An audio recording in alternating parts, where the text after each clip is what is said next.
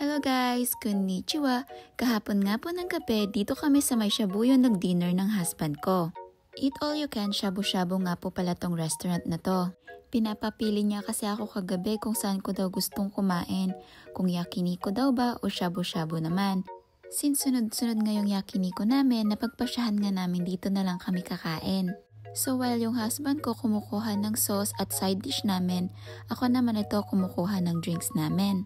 Ito nga po pala yung tinatawag nilang drink bar. So since yung mga food is unlimited, itong drinks din ay unlimited din siya. And ito na nga po pala yung mga meat na in-order namin na dineliver ng service robot nila. For dalagay na nga si husband ko ng mga meat dyan habang ako'y taga-video.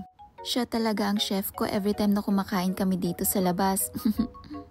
Ito nga pala ang itsura niya sa loob. Maganda, maluwag at aesthetic din siya.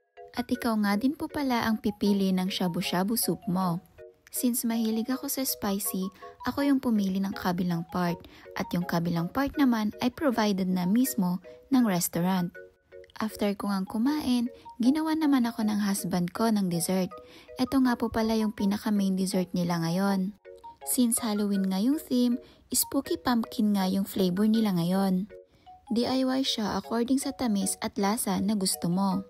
Importante din yung soft cream sa process na to. Hahalu-haluin mo lang siya ng ganyan. After 3 minutes, ganito na ang consistency niya. Pwede mo nga din pala siyang lagyan ng toppings. So kinuhanan ako ng husband ko ng choco chips at raisins.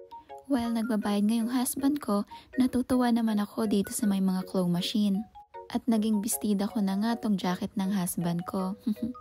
At ito nga po pala ang itsura niya dito sa labas.